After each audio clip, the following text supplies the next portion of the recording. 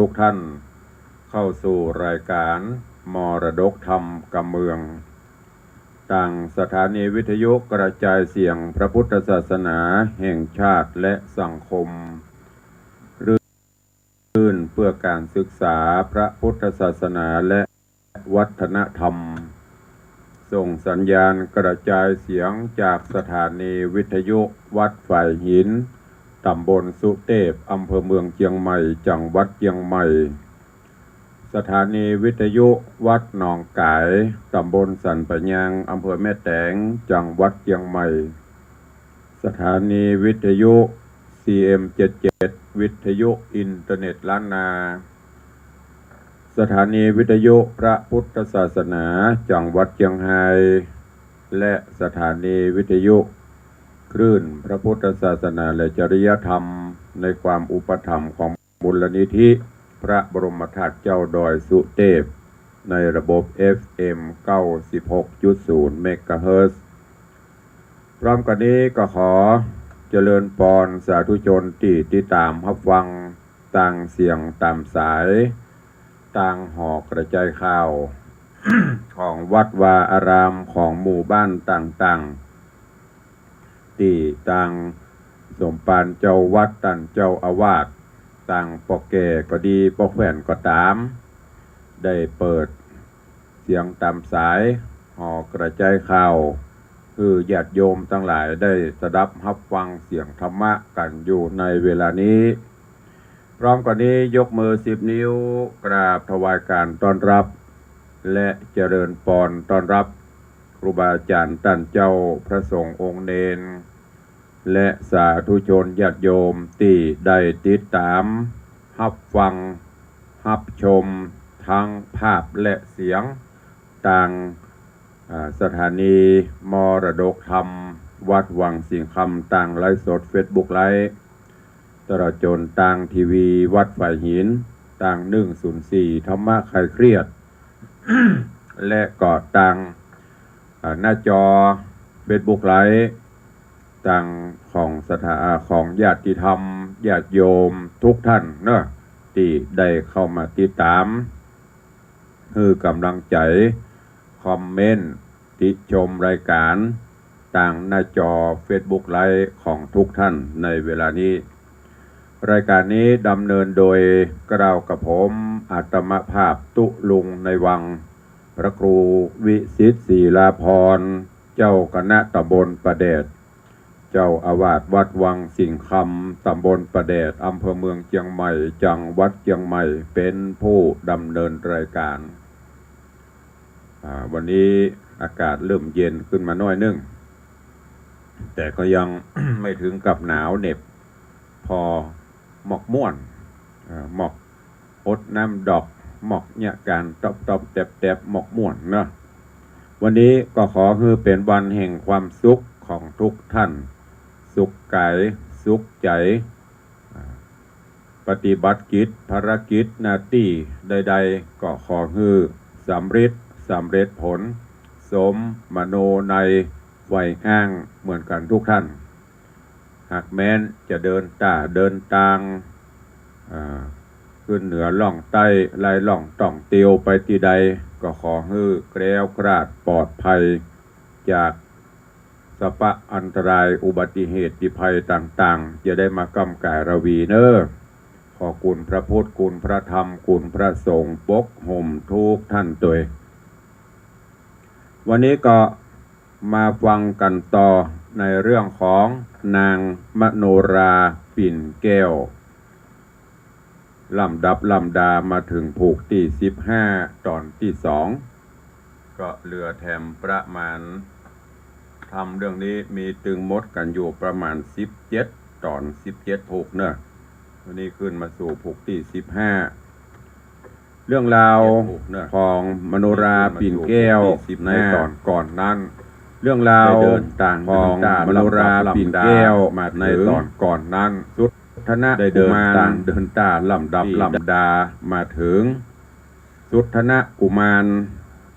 ที่ได้ไปติดตามเสาะหาสีภริยาเมียฮักนั่นก็คือมโนรา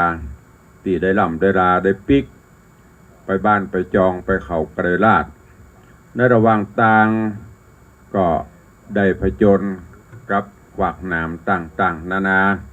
แต่ก็บ่เป็นอุปสรรคกับสุทธนะโพธิสัตว์เจ้าได้เดินทางไปตามกรรมตีปฤษี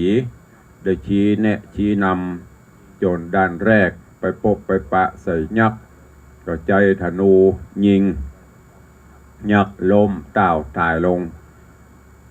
ก้นลงไปก็ซ้ำยักษ์ตัวสูงตัวใหญ่เต้าเป็นต้นตาลบนพอยักษ์ก้นลงไปกับปาดเข้าไปแม่น้ำใหญ่จุดก็ฟังอยู่สุทธนะโพธิสัตว์ก็เดียวเงี่ยมไปข้ามไปด้วยเดียวไต่ตัวยักษ์ข้ามไปฝั่งปุ้นโอ้อิดหิวนักเกเนอร์ในระหว่างต่างมีกับปัญหามีกับอุปสรรคนับประการที่จะต้องฝ่าฟันไปซึ่งในตอนนี้ก็ในระหว่างต่างก็มีต้นไม้ต้นใหญ่ต้นหลวงต้นน้อยดอกไม้นานาพันธุ์ตลอดจนสิ่งสาราสัตว์นกหนูต่างๆเป็นเพื่อน แล้วก็โพธิสัตว์เจ้าก็ไปพักที่ต้นไม้ปรากฏว่าที่ต้นไม้ก็มีนกหัสดีลิงได้จ๋าเรื่องราวที่เมืองเขาไกรลาดเพิ่นจะมีการบายสีสู่ขวัญห้องเข้าเอาขวัญให้กับมโนราแล้วก็จะมีการถวายหรือว่าบวงสรวงต่างๆนานาก็จะมีอาหารกินที่หั่นโพธิสัตว์เจ้าได้ยินก็ชื่นอกชื่นใจมาแต่ว่ามาถึงตัดที่นี้จบลงไปอันนี้ญาติโยมทั้งหลายเฮาก็พอก็มองเรื่องราวเหล่านี้ย้อนเข้ามาในตัวเฮาเนี้ยเพราะว่าจะเป็นเขาไกรลาดเพราะว่าจะเป็นเมืองนั่นเมืองนี้ก็มีอยู่ที่ตัวเฮาเปรียบเสมือนตัวเฮาเนี้ยวันๆก็จะต้องประสบปัญหาต่างๆนานาบ่เหมือนกัน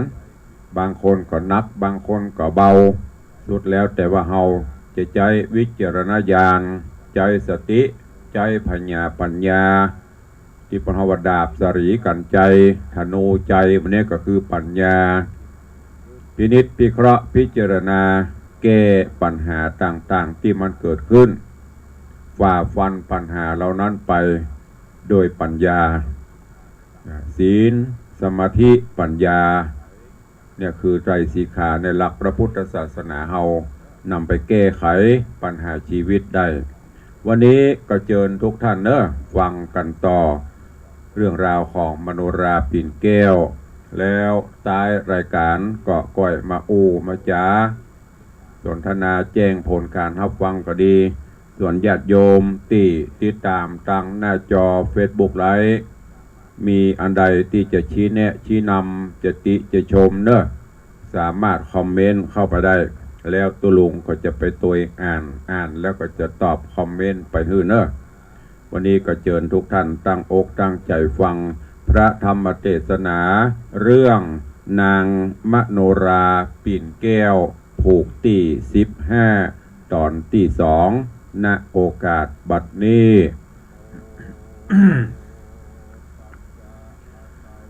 นะโม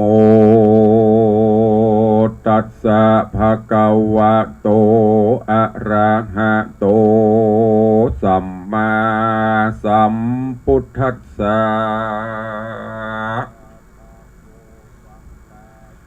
สาธาโวฟังลาโสตุจนะสัพพุริสะตังหลายตั้งยิงและใจม้วนหมู่ที่ได้ปากันอยู่ทำทาดาฟังยังรัสธรรมเทศนา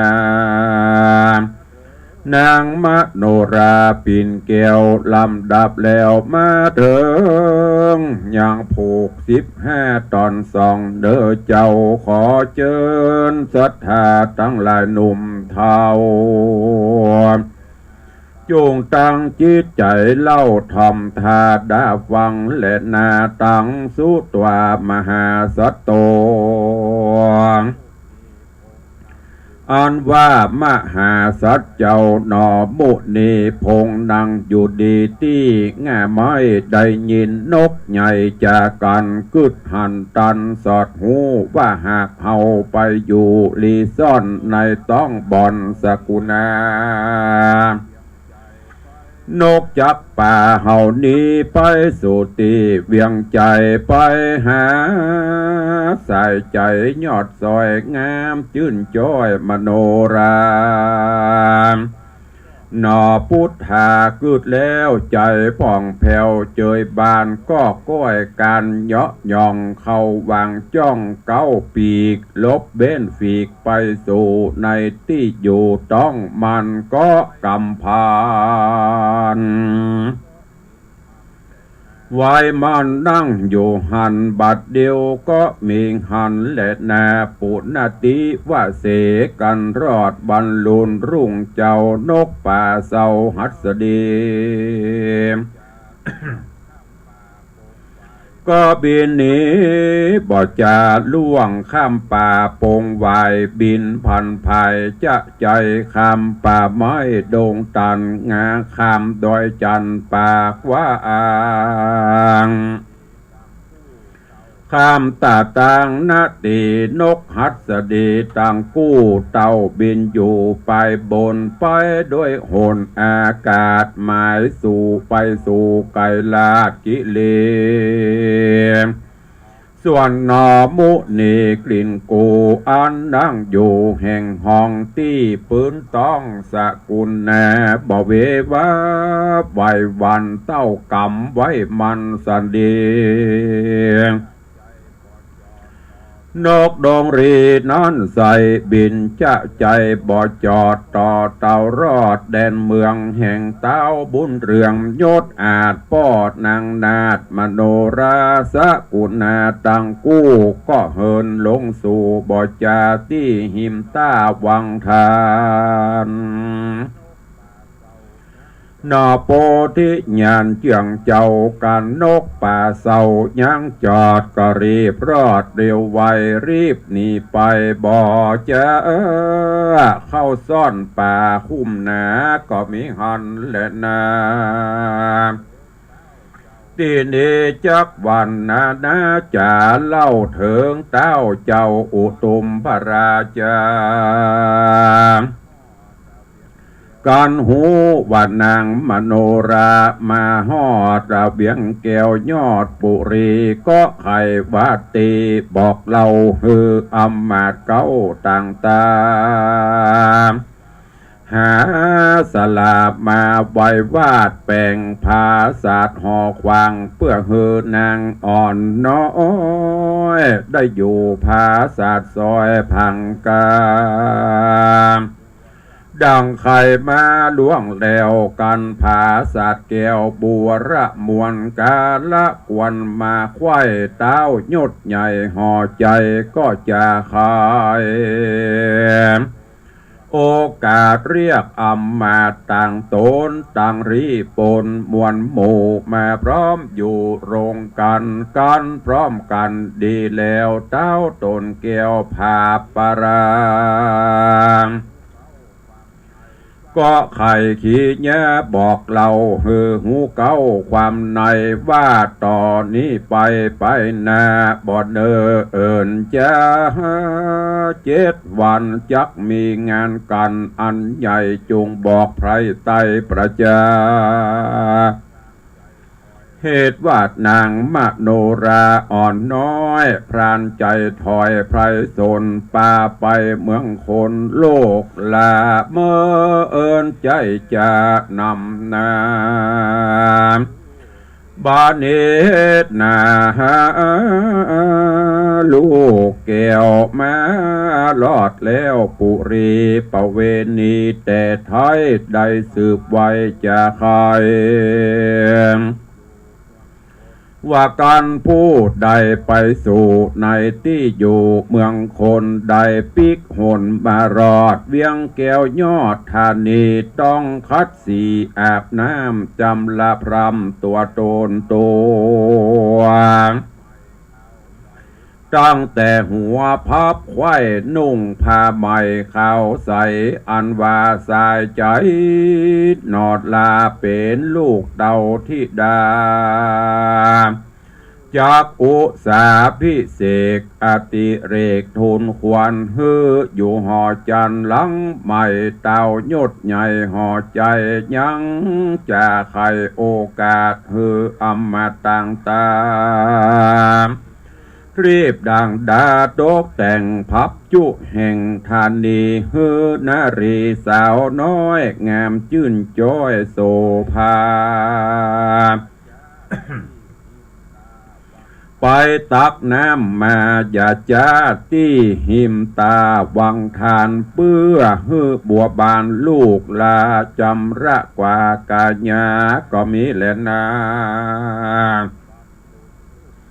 ปุณนาติวะเส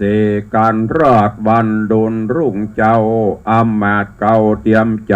ก็จะใครกล่าวถอยฮือสาวน้อยนารีผู้งามดีม้วนหมู่เอาน้ำมาสู่หอโขงเพื่ออาบองค์นอดลางามบ่อเศร้ามโนราโยมกันยะใหญ่น้อยต่างไหลหลังถอยใหญ่ใหญ่แบกหายคำไปตักน้ำมาสู่พรำหอจันพลัดเปลี่ยนกันจะใจส่วนเจ้าหนอไทยพุทธาอันนำนาลีซ่อนอยู่ในบ่อนเฟยบังได้ยินอย่างสาวน้อยหากกล่าวถอยจากกันเสียงเนื้องนั้นสะเศร้าว่าโสจุงฟ้าวเร็วปันตักน้ำไปอย่าจ้าฮืดนางนอดลามโนราอาบกาญาโมดควายฮือเคราะห์ใหญ่อุบาทได้กร้อยกลาดหายโหนหากเมาบ่นเนิ่นจะเหนียวเจ้าฟ้าคิ้วโคดจักมีโตดถึงตายกันญาติลายมวลหมู่หากกล่าวอูจากกันนอทะโรงทันยอดซอยได้ยินสาวน้อยจะไขขานิ่งในหูรอดบาดนางเกี่ยวยอดจะยามเตียงจักมาอยู่แล้วในภาษาเกี่ยวห่อใจจากเนี้ยสันใดนันสายฮือนางนาไทยได้หูว่าเฮา มาสู่ปุรีนอบโมเนเจื่องเจ้าก็กลมเกลาอธิษฐานจะว่อนวานโอกาสซึ่งตาวราชเมืองบนว่าสาธุสาธุพรโต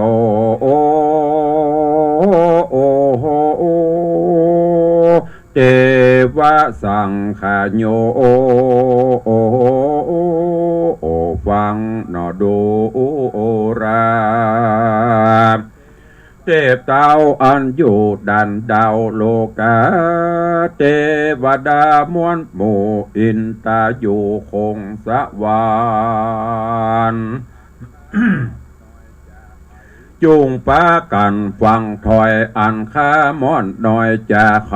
พิว่านานไกลจัดแล้วนางนอกแก้วมโนรากับขานิดนาหน่อยนาคใดใส่บาทจอมกันพละบุญตันผ่องแผ้วบอกกราดเกลียวหายนีแม่นบ่มีแล้วใส่ขอเฮือนางนาไทยกันยายันพงมาตักน้ำอย่ายอพร่ำเปได้การเจ้าหนอไทยถ้าโรงยานอธิษฐานเมียนจอดก็ยังจอดอยู่ท่าที่คุ้มแย่เดิมตีก็มีแลนา ตาตาน้อยกาดละนันเรายิงใจหนุ่มเท่ากันแย่อันปากันมาตักน้ำเปลี่ยนกันพร่ำใหญ่ใหญ่คือกันนะก็คือกันคนหนึ่งไปคือว่ากันคนหนึ่งไปรอดแล้วที่ผาสัตว์แก้วพังกาคนหนึ่งก็มาลอดสู่ในที่อยู่นาทียังมีกินนารีนางหนึ่งใส่พงตักน้ำใส่ยังหายก่อนจากยกไปยินยากเป็นลำบากเหลือลำนางก็ยกซ้ำลายโหนบ่หูโตโหนจักแปเหนียวว่านักเต้นำนาเหงื่อปออยู่อาบย้อยกึดขาคอยในใจว่ากันเฮาไปเน้อเอิญจะจักมีโทษกว่าถึงตาย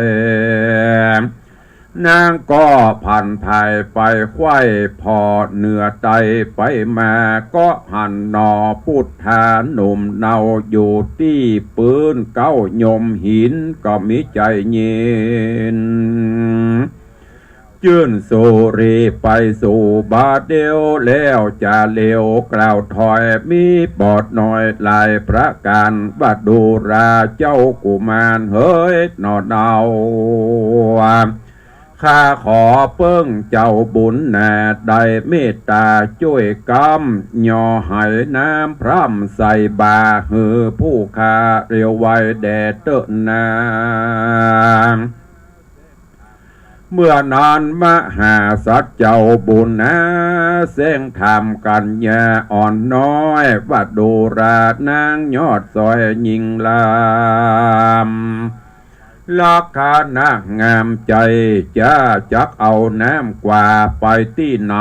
เป็นสันใดนั่นเล่ายิงหนุ่มเนาแนะนำมีให้คำจุผู้เตียวมาสู่ต้านน้ำตักมาพร่ำเป็นสายเตียวหยาดใหญ่เป็นท่ออ่อยมีงานใหญ่น้อยสั่งจาขอใครจากล่าวจี้เฮือหูทีตามนี้นางกินนารีหน่อยนาดได้โอกาสใครกำบอกหนอหอคำเดาเชื่องเจ้าตั้งแต่เก้าสุดไปต่อโดยปริยายบอดน้อยได้หูทีถอยจุประการนอทะรงยานกุดสอดข้านิ่งรอดในใจว่าในเวียงใจนั่นใสมีงานใหญ่สละสโลงอาบยังองค์นอดเนาอันว่ากันญาเนลาเอาน้ำไปอาบพรำนางนาดเฮือสะอาดหมดใส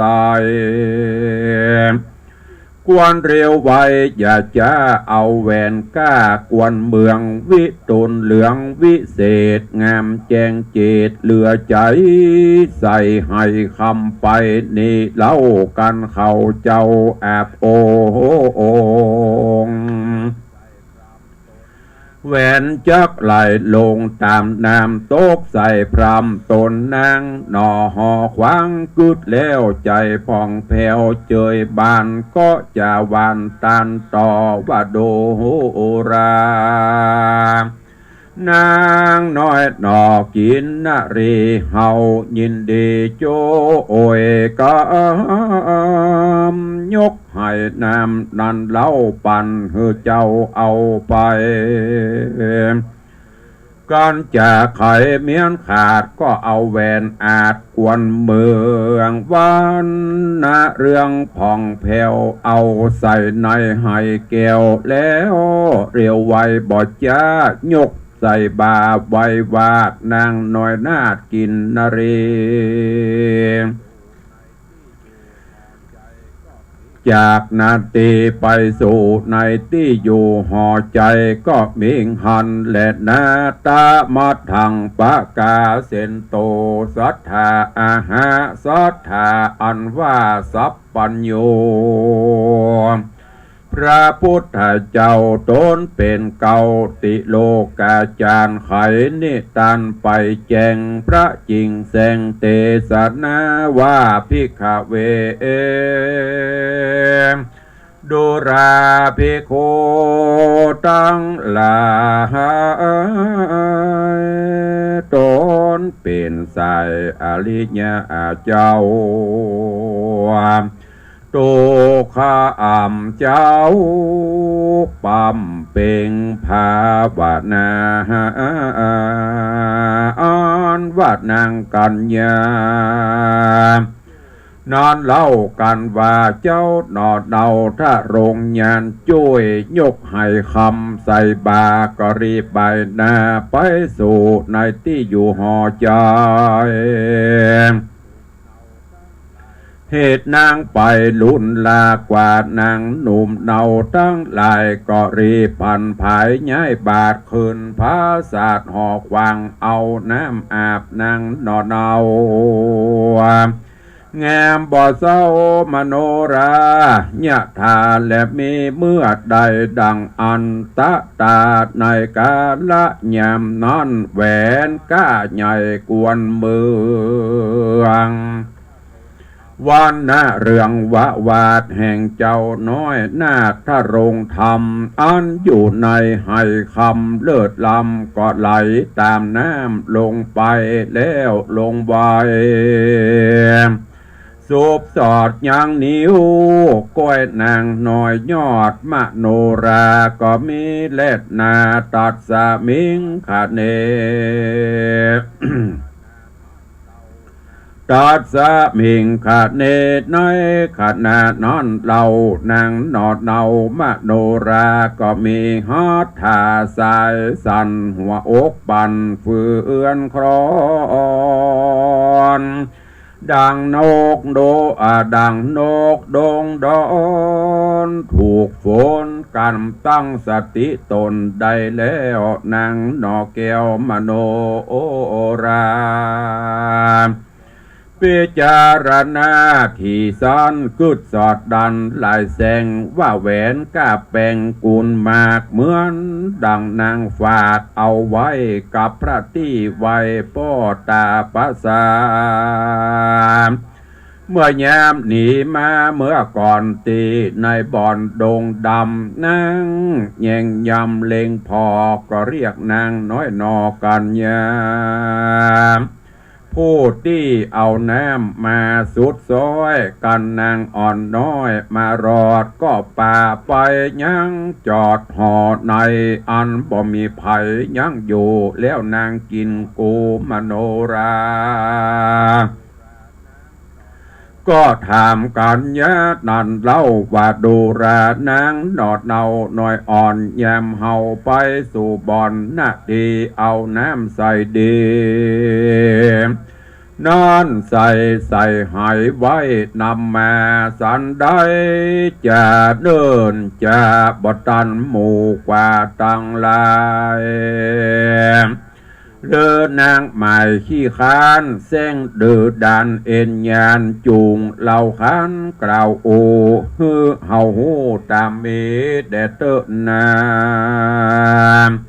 เนติตังขีญาสังวันนาวิเศษจะห้องเหตุนางมโนราผูกพวน15ก็บังโกมสมเรศเดช มโนราปิ่นแก้วลำดับลำดาถึงผูกตี15จบลงไปข้างแหม2ผูกก็ประมาณ 3-4 ตอนก็จะอวสานแล้วเรื่องราวมโนราปิ่นแก้วในตอนนี้ดำเนินมาถึงสุทธนะโปธิสัตว์เจ้าได้ดันโดนต้วยหาน้องมโนรา ฝ่าฟันปัญหามาเหลือคณะนับหลายครั้งหลายคราวก็รอดตัวไปจนกระทั่งบัดนี้ได้เกาะซุกปีกนกหัสดีลิงโฉบบินมาถึงตีเมืองไกรลาดคีรีแล้วพอนกลงดินปุ๊บโพธิสัตว์เจ้าก็ฝังออกจากปีกนกออกจากท้องนกฝังไปลบซ่อนอยู่ใกล้ๆแม่น้ำหนองน้ำบกกรณีในขณะนั้นได้กาลเวลาที่ต่างในบ้านในเมืองเปิ่นก็จะสละสโลงอาบองค์ส่งเกตคือกับมโนราหลังจากที่ไปสู่เมืองมนุษย์ปีกมาเพื่อที่จะฮื้อมดจดสดใสที่ไปต้องอย่างต่างๆมาก็พ่อพญาก็สั่งฮื้อนางมโนราทั้งหลายบริวารมโนราไปช่วยกันตักน้ำเอาไหคำไปตักน้ำเพื่อที่จะเอามาทำพิธีชำระสะสางซึ่งในตอนนั้นโพธิสัตว์เจ้าหลังจากที่พักย่างพกอยู่ที่ข้างต่างก็ได้หูได้หันต่างๆแล้วก็มีมโนราคนสุดท้ายมาตักน้ำแต่ยกมาไว้เพราะโพธิสัตว์เจ้าเพิ่นอธิษฐานจิตว่าหากแม้นบุญบารมีข้ามีอยู่กับมโนราเนี่ยขอฮื้อได้ไปพบไปปะกันโดยเรียวพันปรากฏว่านางมโนราคนสุดท้ายยกไหน้ำจะได้กับบ่คืนมันบ่คืนเอาจะเงียจะได้ตอนนั้นโพธิสัตว์เจ้าสุทธนะก็โพสออกจากที่ซ่อนมาก็มาถามนางว่าเนี่ยจะได้จะไปจะได้จะเอาน้ำไปเนี่ยอย่างมโนราคนนี้ก็ตอบแทนบอกเรื่องราวต่างๆฮือสุทธนะก็ได้ท่าได้ทางกึศจะได้ว่าโอ้จะได้พบได้ปะเมียกับเนี่ยโลกก็เลยเอาแหวนคำที่มโนราได้ฝากปอฤาษีก็เอาฮือสุทธนะมากับตนกับตัวเอาใส่ในไหคำแล้วก็ฮือนางมโนราคนล่าเนี่ยแบกไปโอ้นางไปถึงสุดท้ายเปิ้นบ่รอกันหมดค้างกันนางคนเดียวก็ฝังเอาไปพอไปถึงมโนราก็เอาน้ำที่นางใส่ไหคำไปงดรออาบลงปรากฏว่าธรรมรงค์หรือแหวน ที่สุทธนะฝากไปนั่นก็ลอยลุกไปตามน้ำซุบเข้านิ้วของนางมโนรากระตกใจกำมือเอามือน่ะมันแยงโผอันนี้แหวนที่ฝากไว้กับพ่อฤาษีรู้ดิแสดงว่าเจ้าปี้ถ้าจะโตยเข้ามาละใกล้จะถึงละพอพิธีกรรมต่างๆพอจะเลิกพอหมดเสียงพิธีกรรมก็ห้องมโนราคนล่าที่เอาน้ำมาสุดท้ายพน่ะไปสอบไปถามว่านี่อย่างถือปลาล่ามาลูนเปิ่นนางขี้ค้านไปรับไปนอนอย่างที่ไหนกามโนราล่านี่กำลังจะเล่าเรื่องราวให้ฟังก็กว่าติดตามฟังกันไปในผูกต่อไปเนอะ16 17ในตอนต่อไปวันนี้ขอโป่งวางไว้แต่เพียงเต้าอีก่อนเนาะก็ขอบคุณทุกท่านเนอะที่ติดตามรายการมาโดยตลอดเนาะเวลาก็ว้ยก่อนที่จะได้ไปแจ้งข่าวสารไปอนุโมทนาบุญไปตักไปตวายพี่น้องต่างบ้านวันนี้ก็ขออนุญาตตักตายพี่น้องต่างFT ที่เข้ามาตั้งหน้าจอกันก่อนเนาะ เจริญพรโยมสลินทิพย์บุญเลิศเนอะเจริญพรโยมแม่สุปรณีรูมาเจริญพรแม่วิน้องแฮกเกอร์เจริญพรโยมปินันล่าปินันจรันปิยะจันเจริญพรโยมแม่จันดีวิสุทธินันเจริญพรโยมเพชรเจริญพรโยมสนจันทร์สอนคำเจริญพรโยมปเลี้ยงธนวัฒน์แม่เลี้ยงทัดพิชาสุสิงคำเนอะเจริญพรโยมแม่ปราณีพยัคฆ์ไคหพลเจริญพรโยมพี่อัญชลีคำกิติยายเพลินเพื่อนเกษตรเจริญพรครูบอยเทพประสิทธิ์ต้นเฮือด ที่ได้เข้ามาติดตามรับชมรับฟังเด้อแล้วก็เจริญปอนโยมตู่โยมสุรัตน์เสาคำติดตามรับชมรับฟังกันทางหน้าจอ Facebook ไลฟ์อยู่ในเวลานี้ก่อนที่จะได้ตักตายพี่น้องศรัทธาต่างบ้านต่างจองเนอะตุลุงก็ขออนุโมทนาบุญขอบคุณกับญาติโยมตะวาไปเตะตีวัดเย็ดรินเป็นนาบุญหูเนอะได้ฟังนะมหาบดีไปได้ฟัง ยังได้ฟังตุลุงเพราะมหาจารย์ประเด็นนี้ตุลุงเสียงบ่ค่อยเปล่งค่อยปล่อยละเสียงใครหายไปจะเหินทำขึ้นทำตามระบำที่ครูบาอาจารย์ได้สอนมาก็บ่ค่อยเด็กแบบเต็มที่ละก็แต่ว่าเตะฉลองศรัทธาไปแต่ว่ามี FC ไลฟ์ไปอยู่แล้วก็คนแต่ละคนก็ถามตุลุงหุ่นยังบ่ดี ยังมาผอมลงไปจะนักหุ่นงามหุ่นดีรักษาหุ่นนี้ไว้เนอะนี่หรอก็บอกแต่พ่องเล่นพ่องบ่าอันที่หุ่นที่มันผอมนี่เจ้าหยาหมู่ FC หนีละตุลุง ก็ว่าไปปะกับท่านหลายท่านหลายคนแล้วก็หายจากตุลุงไปทั้งนั้น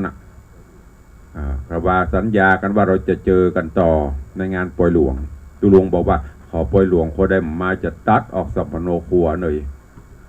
จะตั้งกล้องวิดีโอถ่ายไว้แล้วจะมาพอไผมาพ่องอันนี้อูเล่นบ่ได้เนอะแล้วแต่กาลโอกาสเวลาญาติโยมทั้งหลาย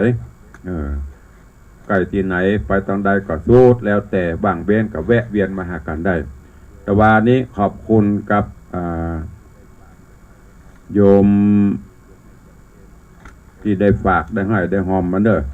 มีโยมแม่จันเพนคำโปธาแต่ว่านี้ร่วมรับหัววัดมา1หัววัด300 บาทเพื่อใส่ก่อนทำมันเจ๊ตั้งใจนี่เปิ้นหอมมาก่อนก็มีละแต่ตุลุงก็เอามาใส่หัววัดทั้งเปิ้นจริงๆเปิ้นหอมส่วนตัวตุลุงผู้จากันทำเจริญพรขอบคุณกับโยมแม่บุญด่วนโยมแม่บุญด่วนทูลคำเนอะบุญด่วนลำดวนทูลคำไปเขียนปากกองอันนี้ก็โอ้จังฟ้อนถวายครูบาอาจารย์ตะวันได้ถามป้าเพิ่นมาในวังกะเพิ่นมาห้องไปฟ้อน ว่างก็มาฟ้อนได้มีไผมานั่งฟ้อนตุลุงพอตาน้ำปิงนี่ก็ได้รวมทำบุญ1หัววัดเจริญปอนโยมแม่ปรียารัตน์พุทธเที่ยงเนอะเจดีย์ปล่องร่วมทำบุญมาตัวแต่ว่าวันเกิดเพิ่นก็ร่วมทำบุญมา200โยมแม่จันแสงถนอมสุวรรณประไพสันกะแปงร่วมทำบุญรับหัววัดมา1วัด300 บาทสาธุอนุโมทนาเนอะท่านผู้ใดจะร่วมบุญเนอะจะไปว่ามันไกลอยู่วันเวลามันผ่านพ้นไปรวดเร็วไกลมาติ๊กละหัววัดหัววา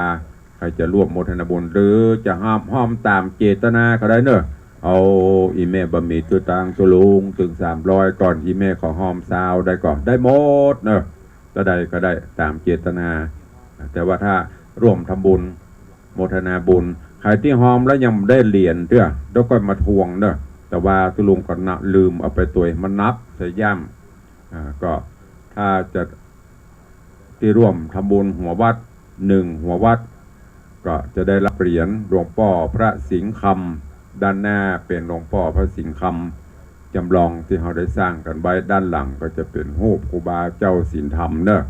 งามใส่กรอบไมค่อนเหลืองอารามดังทองไม่ลอกไม่ดำแต่จำนำไม่ได้เงื่อไปจำนำไว้กับตนกับตัวพร้อมที่จะขึ้นคอใส่ห่วงใส่หูเรียบร้อยประเภทกับขึ้นคอได้ออกงานได้ไม่อายหน้าใครปกติให้ปนปูจาเหรียญละ500 บาทแต่โดยน้ำจิตน้ำใจญาติโยมมีกับวัดก็จะมอบเป็นบรรณาการที่เปิ้นโจ้ยรับหัววัด1หัววัดก็รับไป1เหรียญตามกฎกติกาเนอะก็อุ้ยหอม200อุ้ยหอม100ยังไม่ได้ตามกฎกติกาต้อง300 บาทขึ้นไปถ้าน้อยเราได้ก็ได้จะเป็นยังอันนั้นเดี๋ยวค่อยว่ากันทำกรรมมีฮื้อมดถ้าร่วมเป็นเจ้าภาพสังฆทานชุดใหญ่ชุดละ 2,500 บาทตุลุงก็จะมอบหลวงพ่อพระสิงห์คำเป็นพระกริ่งอันนี้ก็ชุบทองสวยสดงดงามเหมือนกันมอบเป็นบรรณาการเนอะสาธุขอบคุณทุกท่านตัวเอาละจะได้เปิดหน้าไมค์อู้จ๋าไว้ก่อนเช็คก่อนเนอะจังลืมนะเปิดโทรศัพท์ เปิดพร้อมเรียบร้อยใครจะอู้ตัวตุลุง เข้ามาได้0817836540จะเริญปอนสายแรกจากไหนเอ่ยฮัลโหลโอ้ยดักปิงฮัลโหลไม่หือไม่ว่าใดก็ว่าตัดสายต่อไปเจริญปอนไม่สาครับไม่สาครูบาท่านเจ้ามาเล่นเห็นน้อยตัวจุมาเนื้อที่ได้ติดแต่มาโคมร้านพระครูเอาฟังร้านพระครูเอานักศิลป์นักบุญเลยเนื้อเสียงม่วนเนาะอย่างเจ้านี่ไม่สาครับพระโนราครับมันหน้าเจ้าชายเนี่ยจะได้มาปะกันเนี่ยไปหลวงวังสิงคำเนี่ยในรวดเรียบแต่งงานเนี่ยนะ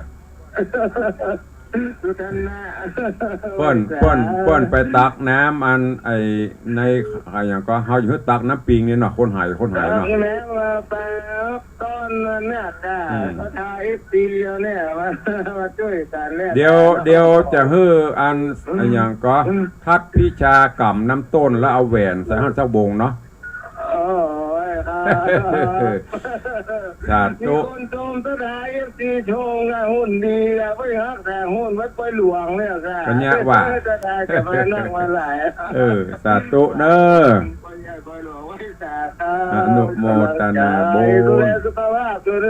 สาธุขอบคุณกับพ่อเลี้ยงเนอะเจริญพรขอบคุณโยมพ่อเลี้ยงธนวัฒน์สายต่อไปไปสาเจ้าเจริญปอนจากป่าไม้แดงโดยสะเก็ดนะเจ้า4,000เจ้าสาธุแต่ว่านี้ได้ยินเป็นบุญหูเนอะได้ยินท่านอาจารย์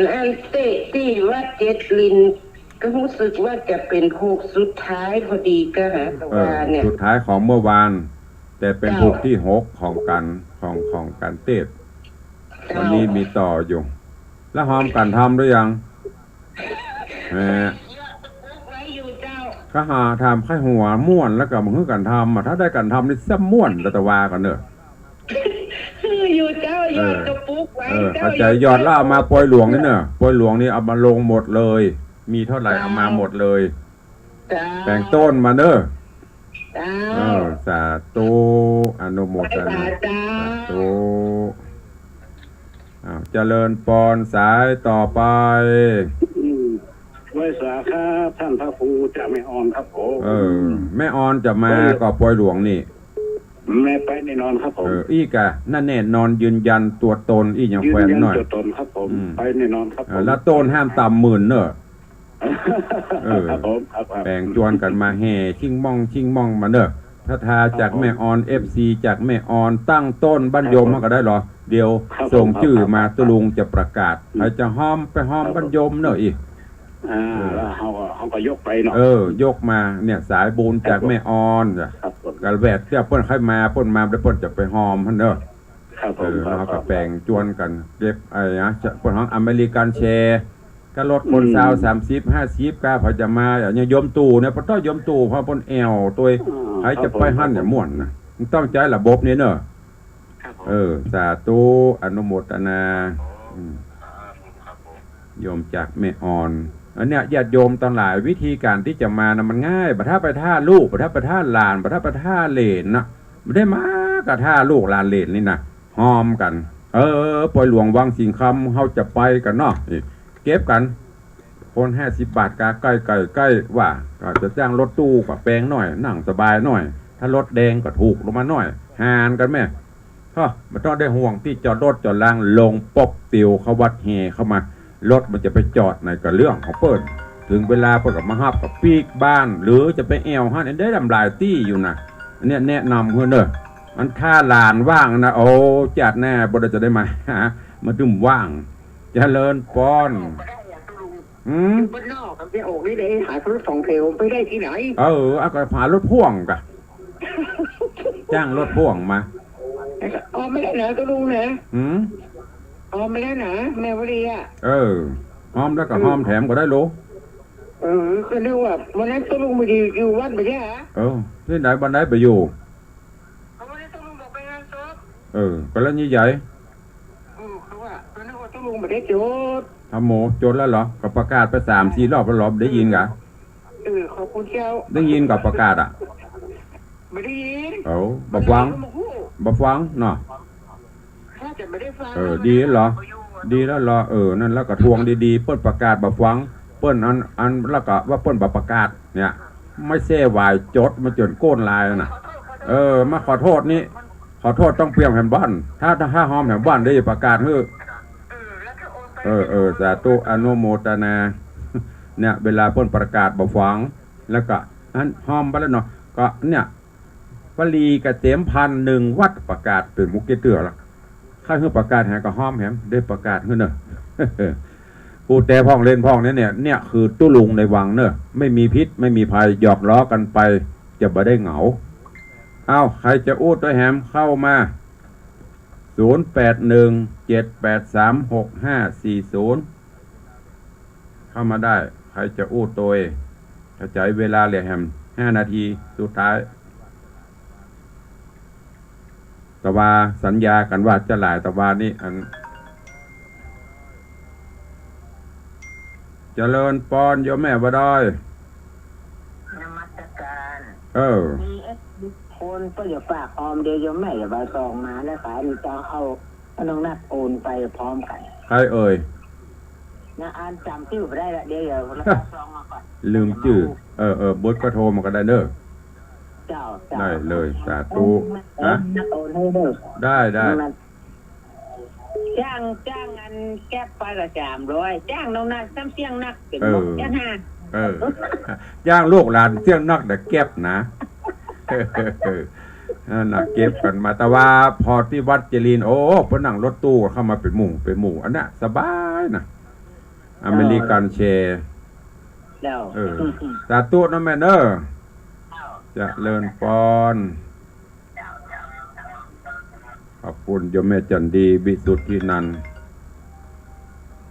จะเลินปอนใหญ่พระเลินว่าจะรวยเจ้าไปอยู่จะไปไปส่งอย่าไปคนเดียวเก่งมากเลยเยี่ยมมอเตอร์ไซค์ไปก็ได้เจ้าเยี่ยมเลยนี่ไปวัดหวังสีคำที่ไก่ใจถึงหรือยังเนาะก็ใจบะถึงตีเขาได้ปาดวิหารมันก็ตุ้มออกมาเนาะสาธุโยมแม่ศรีสังวานพุทธจันทร์ยายเพลินเปื้อนเกษตรก็อูดแต่ผ่องเล่นผ่องเนาะก็อย่างที่บอกญาติโยมทั้งหลายเดียวกันจะไปหั่นไปนี่บัดท่าลูกท่าหลานเขาตึงแอ้งแถมยังก็บวกกับขี้ค้านละอ่อนเดี๋ยวมันจะมาส่งเนี่ยยิงมาเมินทั้งยิงยังแม่ประณีจังเดือดเขาไปส่งแล้วเขาหน้าก๊อกงอกตัวลงก็ตือบอกเราต้องมาลดคิวไปเลิกแม่เฮ้ยคิวจะสับปะตองเจียงใหม่นั่งปืดมาลงสับปะซักนี่ง่ายดีจะไปหั่นไปนี่เดี๋ยวต้องแชร์กันเด้อก็กลุ่มรวมลากันเป็นกลุ่มแต่ว่าที่ตุลงบอกน่ะที่วัดเจริญน่ะเปิ้นไปอันอย่างก็หอมเตดวังเตดกันมาเป็นหมู่นั่งรถตู้ปะทอกตึกสบายเย็นช่